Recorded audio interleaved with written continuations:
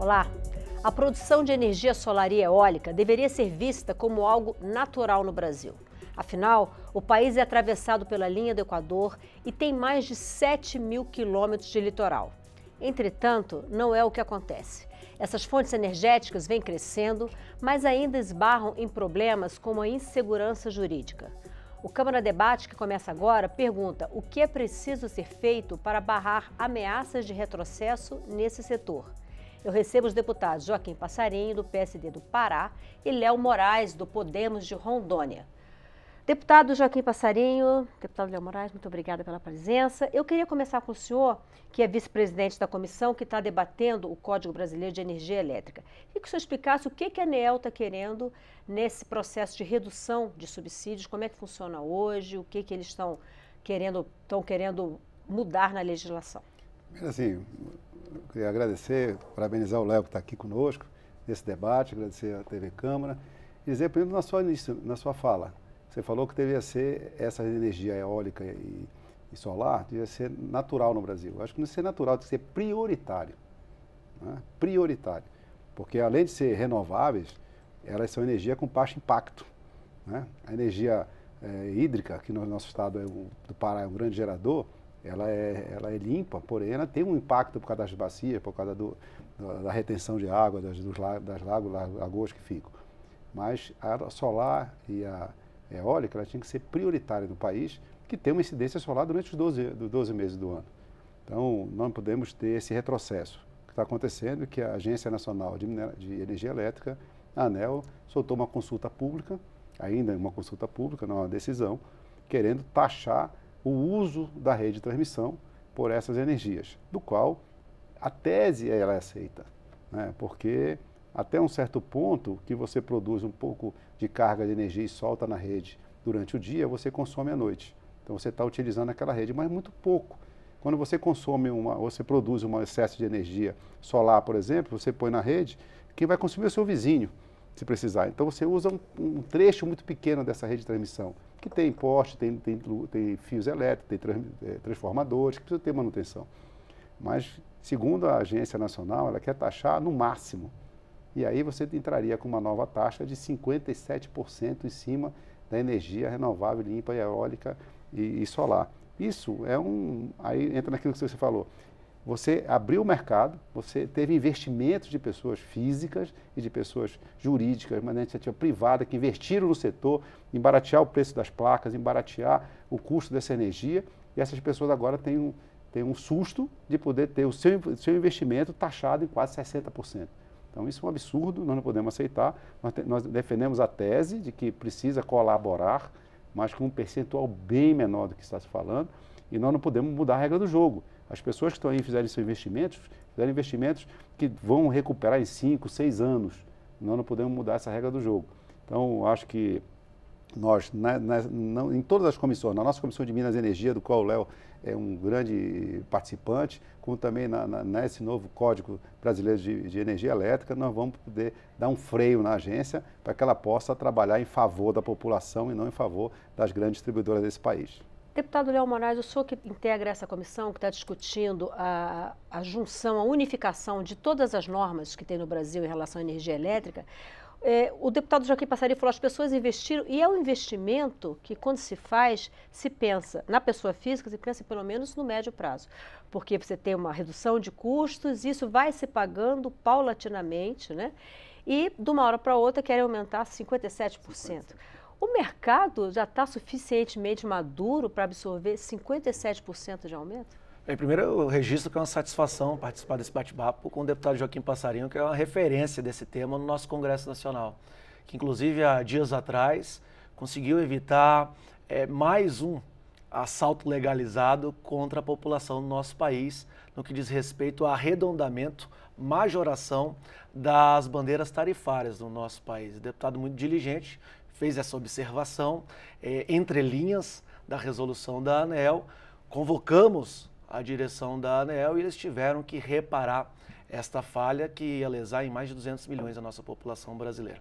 Que diz respeito ao Código Brasileiro de Energia Elétrica, que já tem uma apresentação de anteprojeto, que teremos um outro debate, é importante nós limitarmos o poder de atuação da agência reguladora. Afinal, ela extrapola as suas prerrogativas pelo motivo e sob a batuta de um emaranhado de leis, normas e resoluções, que eles se confundem, que elas, as resoluções trazem insegurança jurídica e permitem que esses abusos sejam cometidos. Nós vamos fazer um encontro de tudo isso através desse código, para que em outro momento nós não tenhamos que debater em uma consulta pública com um prazo exíguo, que já fizemos requerimento, inclusive, para que dilate esse prazo, para debater com a sociedade brasileira. Afinal... Começou em outubro a consulta. Exatamente. Afinal, nos parece má fé ou vontade de atender outras matrizes de energia elétrica que são mais caras, dispendiosas e sujas, que poluem o nosso meio ambiente, como é o caso da energia termoelétrica. Por exemplo, que gasta muito querosene, muito diesel, muito combustível e proporcionalmente é a fonte que mais fica com as divisas dos impostos. Não faz sentido, ainda mais num país, como você já mencionou, equatorial, onde passa a nossa linha do Equador, onde temos sol 24 horas, 12 meses por ano, e a gente tem que passar por mais esse abuso aos nossos olhos. Esse trabalho do Código Brasileiro de Energia Elétrica é de suma importância, junto com a atuação muito forte dos membros da nossa Comissão de Minas e Energia. Temos que limitar a atuação da agência reguladora. Como o deputado Passarinho bem disse, me parece que ela está lá mais interessada em atender as distribuidoras, o interesse das empresas, do que propriamente equilibrar e mediar os conflitos e atender o consumidor. Parece que se perdeu no tempo o que deveria ser sua missão e seus valores em defesa da sociedade brasileira. Deputado Joaquim Passarinho, a gente está falando um pouquinho sobre energia eólica. Quando a gente viaja pelo Nordeste brasileiro, eu viajo pelo Nordeste brasileiro há algumas décadas, é perceptível a olhos nus a quantidade, como a energia eólica cresceu, né? Então, esse tipo de mudança, ele tem um impacto para o mercado muito grande, e não simplesmente para cada indivíduo. Para um mercado, é um mercado que tem muito potencial para crescer ainda, né? Com certeza. Você tem toda essa costa brasileira, principalmente o Nordeste brasileiro, né, e o pedaço lá do Sul, que é a área mais indicada para se fazer as fazendas de energia eólica, que ela tem um pouco de diferença, né? A energia eólica, ela continua precisando fazer em grande escala, em grandes equipamentos. A energia solar começou dessa maneira, mas conseguiu hoje chegar ao pequeno, chegar à residência das pessoas, né? Você pode hoje ser um autoprodutor de energia durante o dia e depois reconsumir aquilo que você produziu a mais, trazer de volta para a sua casa. Então, são parecidas pelo seu método, porém, a estrutura da energia eólica, ela precisa de grandes fazendas, né? Precisa de grandes equipamentos. Não chegamos isso ainda à casa das pessoas, do indivíduo. Porém, esse modelo que nós temos que perseguir, né? Você tem, o Léo estava falando, 12 horas de sol, mas tem 24 horas de vento, né? A eólica tem essa vantagem, ela está 24 horas rodando e produzindo energia limpa, né? E com pequenos danos, pelo contrário, danos nenhum praticamente, e geração de emprego, geração de renda no nosso país. Então, nós precisamos incentivar cada vez mais isso, e vou dizer, a ideia que nós estamos colocando é estudando outros países que aconteceram isso. Então, o que tem no mundo é que até 5% de produção de energia, e hoje a energia solar ela é apenas 1,5% da energia produzida no Brasil, apenas, a eólica menos ainda. Quer dizer, esse impacto na rede de transmissão ainda é muito pouco. O que nós temos de modelo no mundo é de que até 5% de produção você mais ajuda colocando energia na rede do que atrapalha. A partir dos 5%, você teria já um volume considerável em que você poderia discutir essa remuneração da redistribuição, em participar da manutenção da redistribuição, porque a partir de 5% você já pode precisar trocar um transformador, melhorar a condição da rede para receber essa quantidade de energia um pouco maior. Então essa é a regra mundial que nós estamos debatendo para tentar trazer para cá. Até 5% da energia eólica ou da energia solar em cada estado, em cada distribuidora.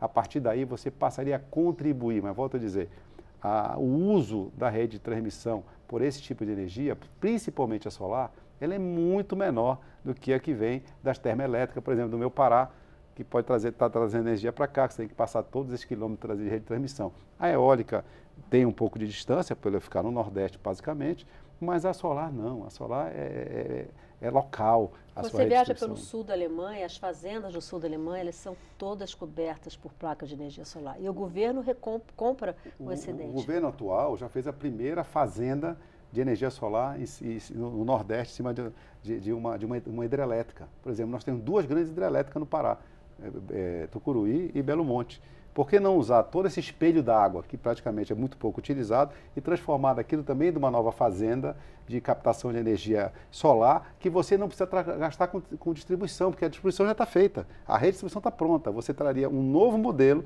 dentro do mesmo espaço, usando a mesma linha de distribuição. Então, eu acho que nós incentivarmos esse tipo de produção, dessa indústria da energia solar e eólica é a saída para o Brasil. Como já foi no mundo, não estamos inventando a roda, nós estamos apenas fazendo ela rodar. Deputado Leão Moraes, os consumidores residenciais eles respondem por aproximadamente 75% do sistema de energia solar instalados no Brasil, né? Na sua opinião, qual o potencial da indústria para usar esse tipo de energia? Isso que nós ficamos embasbacados, porque a agência reguladora acaba por coibir, inibir, limitar, intimidar o mercado que tanto cresce.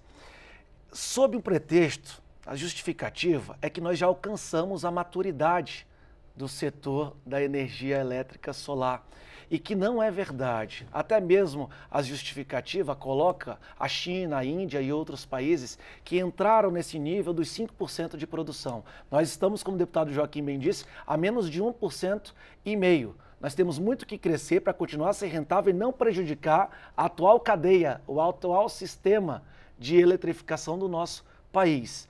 É importante mencionar, muito pertinente a fala do deputado Passarinho, que isso é importante para o Estado, para o poder público e para o contribuinte, a pessoa física. A Europa já trabalha nesses moldes há muitos anos. Os órgãos públicos, os prédios, isto é, construções verticais, são dotadas de placas solares, tanto na sua fachada como na sua superfície. E aqui nós estamos indo contra essa regra, nova tendência mundial, que é praticada há muitos anos. E mudar a regra do jogo é extremamente prejudicial. É a insegurança que tanto foi falado. Quando você instala uma placa solar e você não tem uma linha de financiamento própria, você não tem um subsídio, um incentivo, vai do seu bolso e da sua coragem, você tem 4, 5 anos, talvez 6 para recuperar. E daí a resolução dizia que em 20 anos, Passarinho, em 20 anos, depois agora querem mudar para 10. Para mudar para 10 anos as regras no que diz respeito a isso. Para quem já está instalado. Para quem já está instalado. Foi uma conquista... Foi instalado com expectativa de 20 anos. De 20 anos.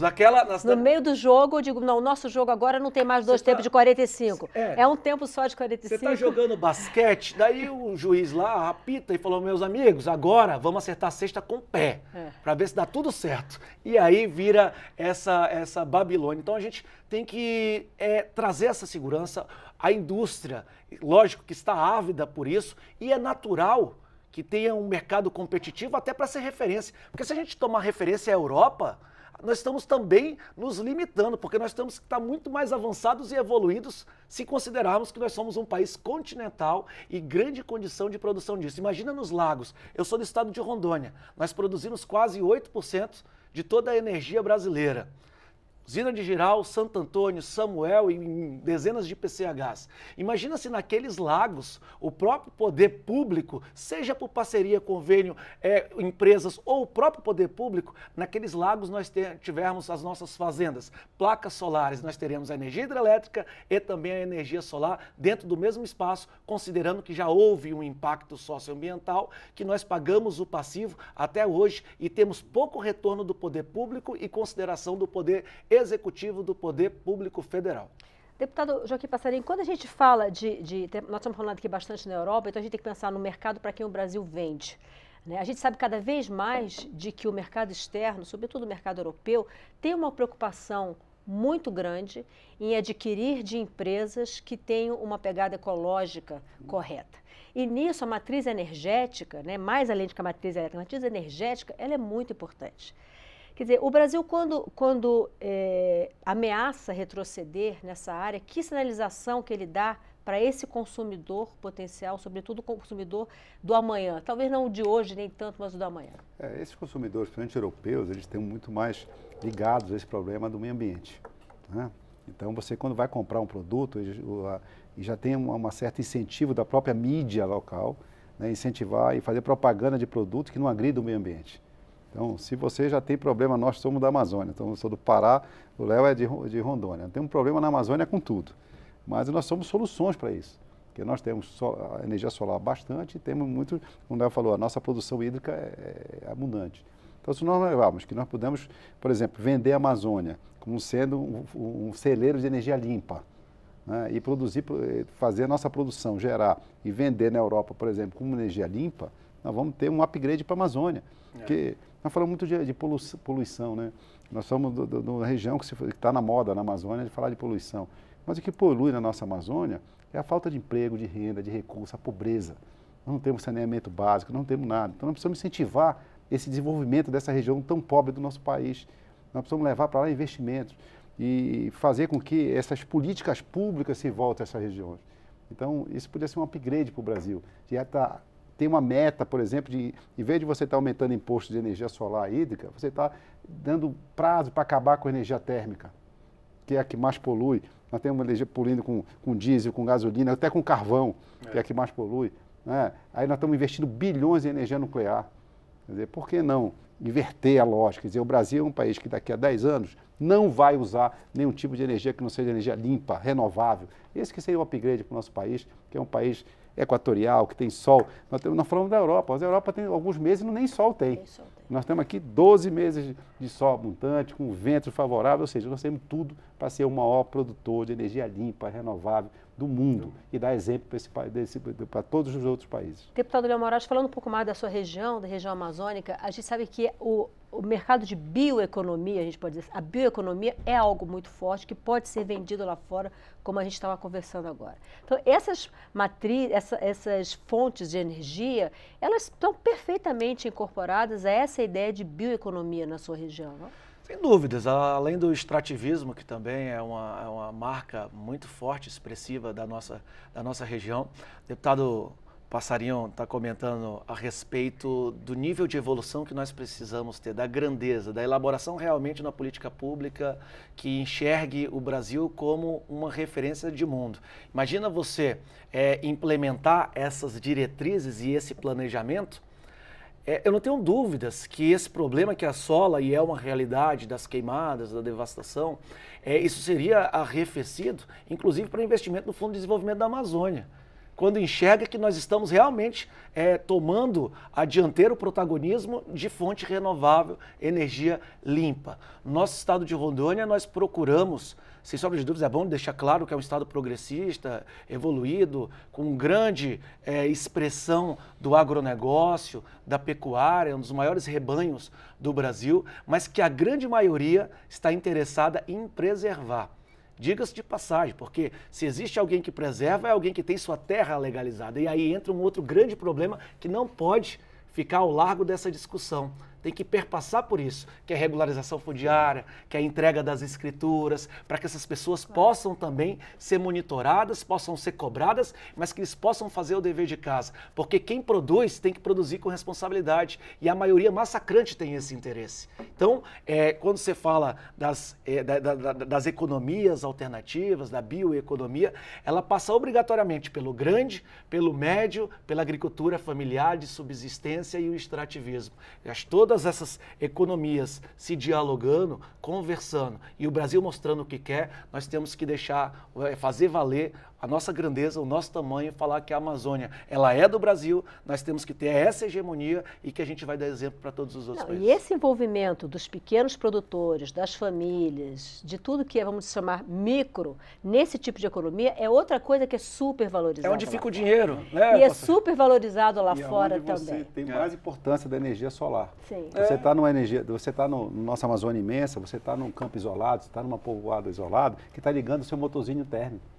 com diesel, né? E você pode levar para lá um polo de energia solar, sem precisar de grande redistribuição, fazer a distribuição no local. Então, a grande mote da energia solar é que ele atende o grande e atende o pequeno produtor. O público e o privado pode todos. fazer. Então, esse é um modelo que nós temos que incentivar no nosso país, principalmente na nossa Amazônia. Deputado, o senhor que é vice-presidente da comissão especial que debate o Código Brasileiro de Energia Elétrica, o que se pode esperar do Código, dessa fusão, dessa reorganização das normas, vamos dizer assim, em relação a essas duas fontes energéticas, a eólica e a solar? Olha, nós estamos precisando, o Código seria apenas uma condensação de toda essa legislação, normas, decretos, portarias, que no Brasil nós temos uma fazenda disso, né? Nós somos muito criativos. Para cada modelo desse, nós fazemos 200 leis, tantos decretos, tantas normas, tantos editais. Então a ideia é você condensar. Quando eu quero falar de energia, eu vou procurar onde? Você nem sabe hoje. Então você procurar num local só, né? Num vatimeco, né? Do jurídico. Então aqui estaria condensado toda a legislação. Nós vamos achar com isso, com certeza já estamos vendo, tem muita lei sobrepondo outra, decretos e normas sobrepondo outra, vamos fazer uma limpeza nisso e vamos tentar, dentro desse código, dar um norte do que esse país precisa, né? Para que a gente possa trazer a segurança jurídica, que a gente possa dizer para onde nós queremos ir, né, na área de energia e não ficarmos à disposição de uma meia dúzia que faz uma consulta de 45 dias, com um tema tão importante como esse. Será uma consulta que irá dar por uns 2 anos. Né? Tem que ir lá em Rondônia, nós somos grandes produtores e hoje nós dois estados somos produtores e vamos ver, pela Constituição nós não recebemos nem ICMS pela energia que exportamos. Né? Nós produzimos Belo Monte em todo o Pará, por exemplo, e o Pará 0 de ICMS a mais, porque pela Constituição a energia é paga na fonte consumidora. Mas nós estamos ajudando o Brasil, então queremos continuar ajudando. Então essa já é uma discussão que entra na reforma tributária, inclusive. Já não, outra reforma. Quando eu recebi o deputado Lafayette Andrade aqui, a gente conversando sobre isso, eu falei para ele, vocês já estão conversando com o pessoal da reforma tributária? Porque com certeza as duas normas têm que ter um diálogo profundo, né? Para não correr risco de se consolidar um conjunto de normas, amanhã se aprova uma reforma tributária. Existem caminhos, nós temos imunidade tributária para combustíveis e para energia elétrica, como é o nosso caso. O ICM não fica conosco, fica em outro estado que redistribui, estado inclusive gigantesco, referência do Brasil. Por que nós não discutimos uma alíquota diferenciada para os estados produtores de energia elétrica? Porque nós temos exportadores, porque nós temos um passivo gigante que não é considerado. E não fica sequer uma divisa, se não fica R$1 a mais por todo esse passivo. Então, existem caminhos e a tributária, mais ainda a preocupação. Porque nos parece que ainda querem tirar mais de quem menos tem. Então a gente tem que ter muito cuidado com tudo isso. Essa é sempre a grande briga, a grande luta da reforma tributária. Eu diria que talvez, se for caminhar nesse sentido, de um incentivo para quem produz energia e vende, talvez o incentivo ainda maior para quem produz energia limpa. Sim, nesse caso, exatamente. É isso que a gente está falando. Porque, como você falou, a energia hidrelétrica é limpa, mas tem uma série de consequências. Um impacto muito menor. Só para você ter uma ideia, Belo Monte, agora quando terminou a sua obra, eu estou na rua 24 mil pessoas na construção civil. E essas pessoas fazem um bolsão de pobreza do entorno que fica com o Estado e com o município. A União não participa disso. Quem participa de saúde, educação, transporte, moradia, são estados e municípios que ficam com essas mazelas no entorno. O impacto que vocês estão há poucos anos, talvez 2, que Rondônia passou a 10. Não, nós temos a 30 por causa do Curuí. Mas Belo Monte, que é gigante, é imensa. E daí, o que acontece? Tu não tem escola, tu não tem hospital, tu não tem posto de saúde, o Estado, o governo federal te apoia? Não. Tem uma política, não tem política segmentada. E daí aumenta os índices de criminalidade, de doença e tantas outras coisas. Enfim, é um problema muito grave. Deputado, e muitos programas para discutir isso. Muito obrigada. Obrigado, eu agradeço. Deputado Joaquim Passarinho, muito obrigado. Agradeço ao Léo aí pela parceria. Um abraço. Obrigado. Essa edição do Câmara Debate termina aqui. Nós conversamos sobre a importância de um marco regulatório para a produção de energia eólica e solar. Eu recebi os deputados Joaquim Passarinho, do PSD do Pará, e Léo Moraes, do Podemos de Rondônia. Obrigada por sua audiência pela TV Câmara e Rádio Câmara. Você pode rever este e todos os nossos programas pelo YouTube ou na página da TV Câmara na internet. Eu sou Maristela Santana e a gente se vê em uma próxima edição do Câmara Debate. Até lá.